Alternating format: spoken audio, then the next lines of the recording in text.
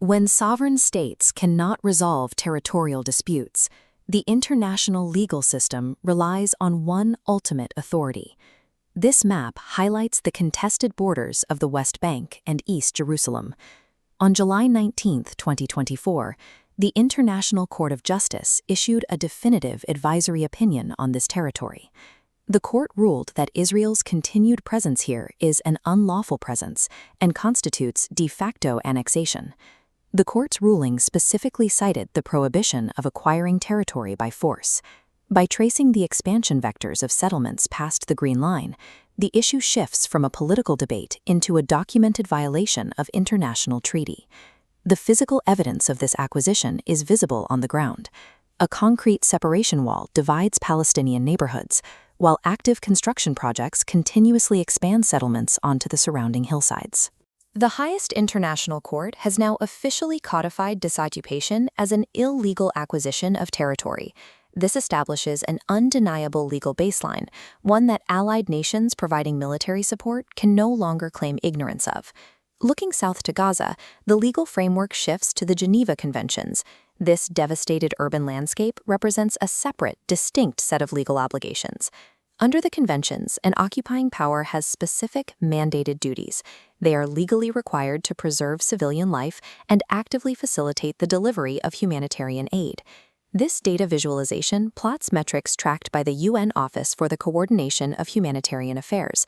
It compares the required baseline of aid delivery against the actual recorded blockades and structural demolitions. Tracking this timeline reveals severe spikes in both mass displacement and civilian casualties, directly correlating with periods of restricted aid and intense military operations. These documented treaty breaches triggered a direct response from the prosecutor of the International Criminal Court. This moves the legal process from state-level disputes over territory to individual criminal accountability for leaders. With the global justice system formalizing these classifications, nations providing military support now face a framework where state policy is linked to documented criminal liability. As the enforcement of these international standards remains stalled, military operations have scaled into new jurisdictions, specifically into Lebanon. State sovereignty in this region is defined by the Blue Line, a border demarcation monitored by a dedicated United Nations peacekeeping force to prevent territorial incursions.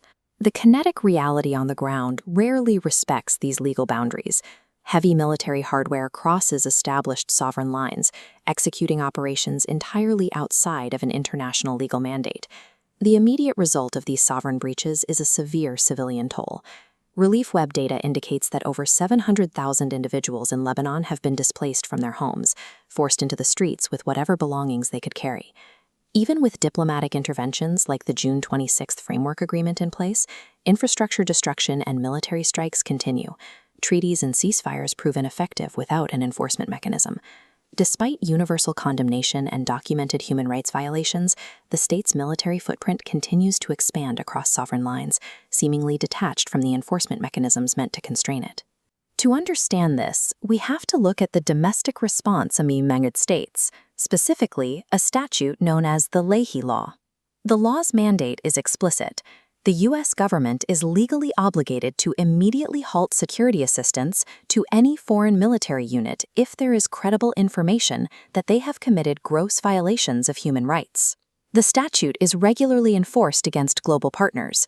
For example, the State Department has barred multiple Ukrainian military units from receiving assistance after they failed the standard human rights vetting process. The law is also applied to close regional allies in the Middle East.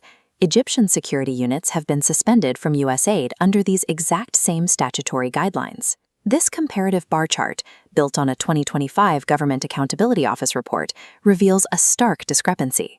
The U.S. has barred 11 units in Ukraine, 9 in Jordan, and 3 in Egypt, but 0 Israeli military units have ever been barred.